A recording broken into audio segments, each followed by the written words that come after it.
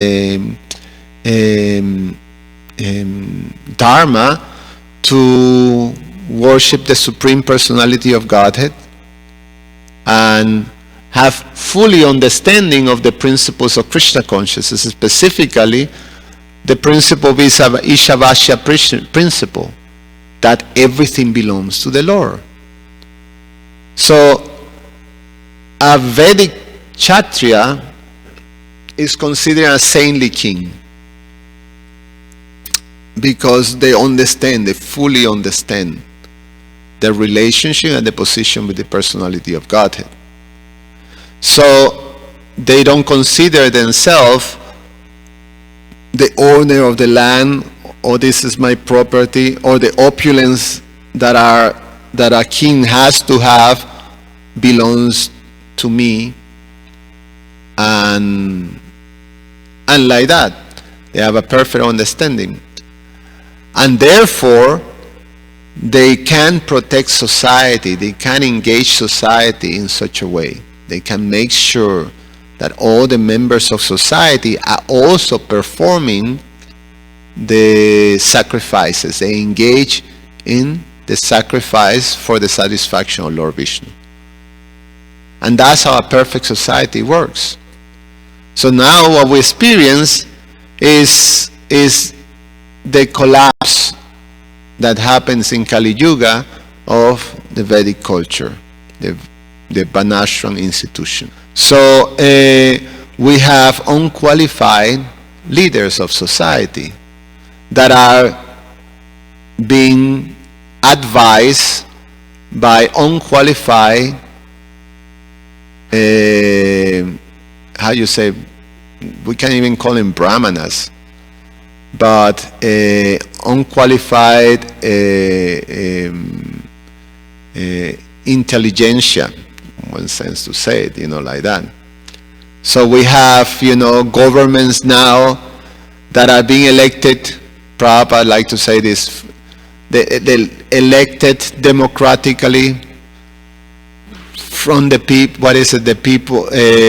What is it? The thing that say people from the people to the people. Something like that. What is? For the people, by the, exactly. For the people, by the people. Right? And so they choose, uneducated public choose an uneducated leader, the blind following the blind, and they give all kinds of promises that they never fulfill. It's always chewing the chew. We know they're not going to fulfill it, but you get into this illusion of, it's almost like a TV show, almost, It's just a moment of entertainment, almost, and, forgetting about reality. The reality is that we know that they're going to... How in the world this guy is going to build a wall, that closing the whole south of the board? It's not going to happen. And not only that, make the other people to pay it. It's not going to happen. Or maybe he proves me wrong or something. But things like that. And then these leaders of societies are being led by this so-called intelligentsia, think tanks and pundits and, these scientists that they have no clue. And they basically not only destroying the fine qualities or whatever little qualities are left there in human society, but also destroying the environment, destroying, the place that we live.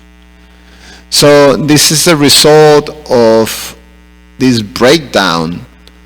So a Kshatriya, a real Kshatriya, is a different thing. And this is what we experience through the narrations of the Bhagavatam, that to understand the position, the proper position of this administrative class. Also the modern commander-in-chiefs. So we have these people who have never even take up a weapon, or sometimes I mean, some of them have never been in the military. Who knows if they ever been in some sort of a fight. They're not inclined. So if they're very fast to declare war, and they can very happily send to war a whole bunch of, but they're seated very protected in their bunk, the protective bunker or something like that. If something strange happen, they will put under the earth into something that nothing can reach them. Not the Kshatriyas. So in the front, they will be in the front of the battlefield, and there is in the scriptures it is explained, and the Kshatriyas know this code, so enthusiastic about. The Kshatriyas is explained, Prabhupada brings this in the Bhagavad Gita, one of the purports, that in the same way that Brahmanas, they elevate themselves to the higher planetary systems by performing yagyas, the Kshatriyas obtain the same result by fighting an enemy. And so if they die in battlefield, they go to heaven. They know that, regardless. Like in the Bhagavad Gita, in Mahabharata, it is explained that all those Kshatriyas that die in the battlefield, they were elevated to heaven. Even the Kauravas, even Duryodhana and Paris, they were like pretty nasty people. Like you imagine that they should go to hell, but they actually went to heaven. Explain that. So that's the situation with real Kshatriyas, in Vedic times. They code is like that. Is being charitable to Brahmanas and to protect their citizens. That's their code. And they will guide it in such a way. Any comments or questions? Yes, let's start with Jai Baladev.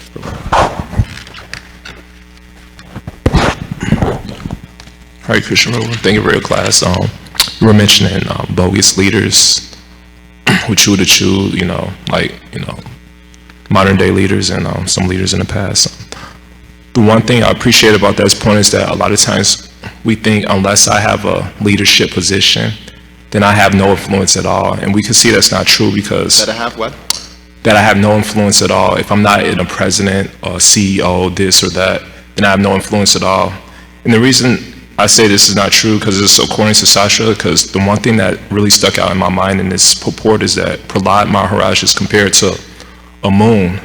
And in Adi Leela, chapter 13, Lord Chaitanya is also compared to a moon. And many lectures, Prabhupada mentions for his devotees, they should become like moons and not like stars. Like the difference between arrogant all-stars and modest moons is that although the moon may be the minority and the stars the majority, but the moon outshines the stars. And I'll briefly list some pastimes in this regard. Everyone knows the spider and Hanuman. The spider was like the moon, and Hanuman was like the stars. And the pastime Lord Chaitanya, he was like the moon, and the Mayavadis were like stars. I'm just listing a brief pastime because it's I think it's an important theme, and maybe you could expand on some of these points. And in the battle between the Pandavas and the Kauravas, even though the Pandavas had only Krishna and the Kauravas had Krishna's army, they won, the Pandavas won a war because they were like the moon and the Pandavas like stars. And in the Bible, there's a guy named David who defeated a giant named Goliath. Even in regards to this pastime, even though Bali Maharaj was considered, let's say, a minority, he was considered small, but he made the biggest difference. And a lot of times we think, okay, yes, Vamana is God and he can make that difference, but we hear in the sastras that Krishna Shakti Vina Nahe Tara Pravartana, that it doesn't matter how much wealth, how much power, how much influence we have, if Krishna doesn't give us Krishna Shakti Vina, then we have no influence at all. So my question is essentially is that how can we prevent ourselves, because like Lord Chaitanya said, he says, Bharta Bhumite Hola Manusha Jamayar Jamari Kara Pada Upakar, that everyone should preach Krishna consciousness. And it doesn't matter how little, like the spider did little.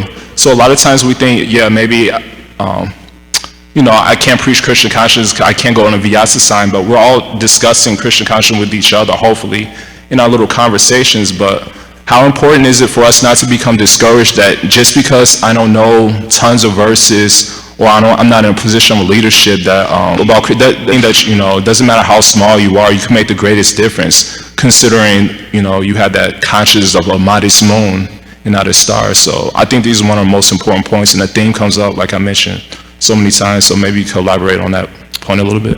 Yeah, I can say yesterday, like this weekend again, we were going through the ISKCON disciple course, and there was something very striking that we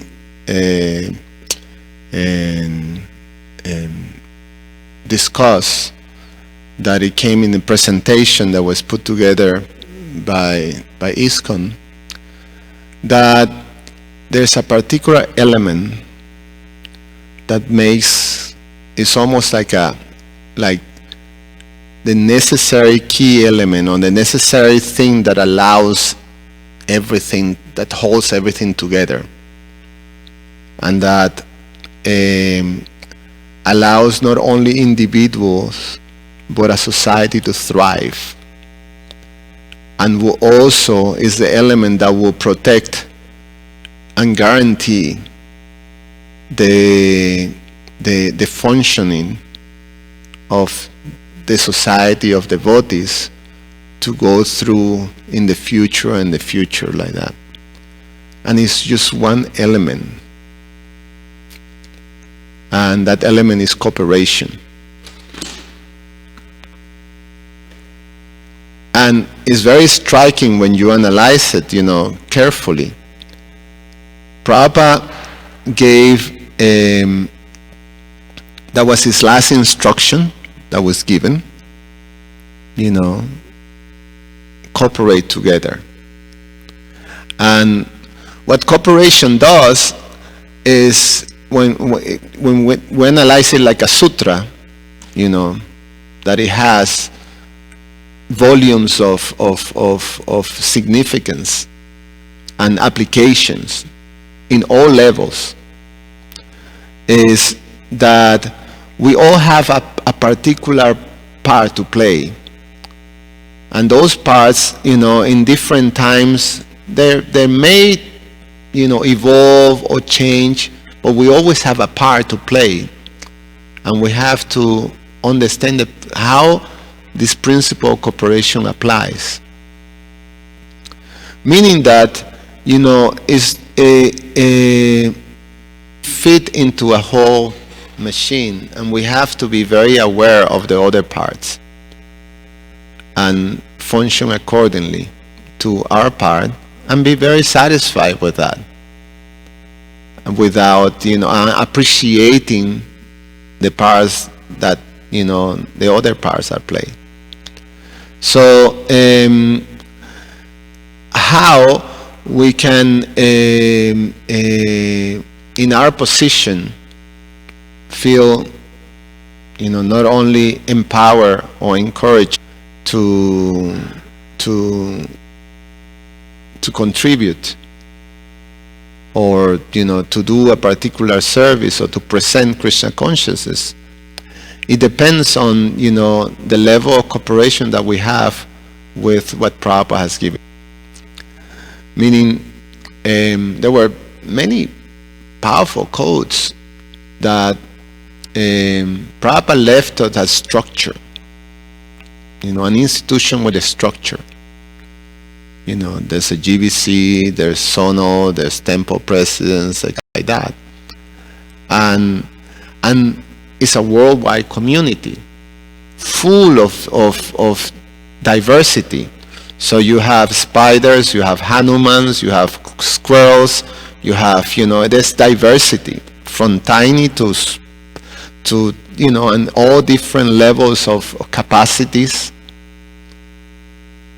And the part that unifies all that diversity is their connection to Srila Prabhupada and the acceptance of Srila Prabhupada's instruction, and therefore all that diversity that is in some cases is strikingly different, they can work together in harmony.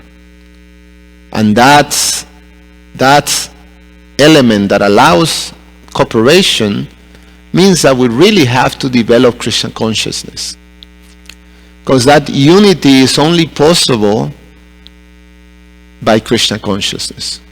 So regardless of what we are, a spider or a Hanuman, we have to become Krishna consciousness, and we have to elevate ourselves.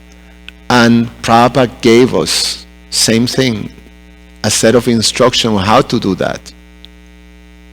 We have to accept it. We have to, embrace it. And in the time that, that is natural, but we have to. We have to go. We have to elevate ourselves by following Prabhupada's instructions. We have to become educated and acquainted with Prabhupada's instructions. So Prabhupada explains, in terms of being connected to him, the parampara have to remain. That we have to accept a living spiritual master is part of Prabhupada's instructions. We have to, approach a spiritual master that is connected to Srila Prabhupada. If we want to, if we want to be in this, institution of connected to Srila Prabhupada, then we have to accept that. Prabhupada, there was a very striking quote that Prabhupada said, those that they dislike the GBC, that criticize the GBC and claim to be my followers, is actually a pretense. In fact, they not following. In fact, they don't have faith in me. It's something like that, right? I'm paraphrasing. It was not exactly like that, but I can find the share it. But Prabhupada himself say, this is his institution, and he provided, that. And if we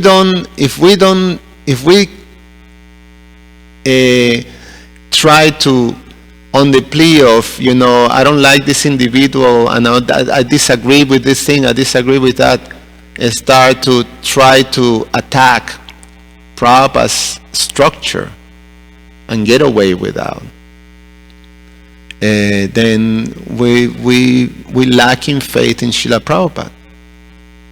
So we have to look at that. If we want to be part of Prabhupada's mission, then we have to embrace Prabhupada's mood, Prabhupada's institution, and play our part cooperatively. So then, that's the secret, That's how, in my limited understanding, that's how each one of us, regardless of where we are, regardless of our capacity, regardless of our understandings, we can play a part in Prabhupada's mission. We can be part of this historical universal event, this institution that is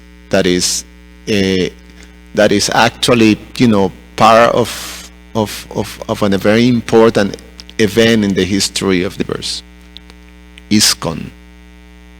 I mean, we just went through it. It was very inspiring. There is scriptural evidence of Prabhupada's institution, of Prabhupada's presence in the world. Like, it goes as far in different sampradayas, from the Ramanuja Sampradaya to in the Srimad Bhagavatam, in the Puranas, that describe Prabhupada, not by name, but by activities, and there is no doubt. And then this is the vehicle that Prabhupada gave to fulfill all these predictions. So we have an opportunity. Even a little spider like myself have an opportunity to be part of this universal event, that happens once in the day of Brahma. It's like, really, we don't understand how fortunate we are. So I can say that. I stop here. I know there may be another question, but I think we're getting a little late. Oh, Jitendra Prabhu, you want to add something? Yeah.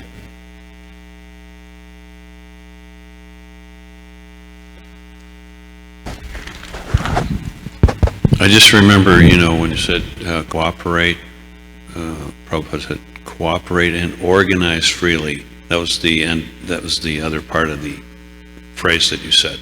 And then I remember when the Vietnam War was going on, Prabhupada said these American fellows, they're really not Kshatriyas, they're just kind of like farmers, and then they were drafted, so they don't really have a qualification for that, But the situation being what it was, the reason why the Americans got involved in Vietnam is because the French couldn't fight off the communists. They didn't have the resources, so we came in there because there was money to be made.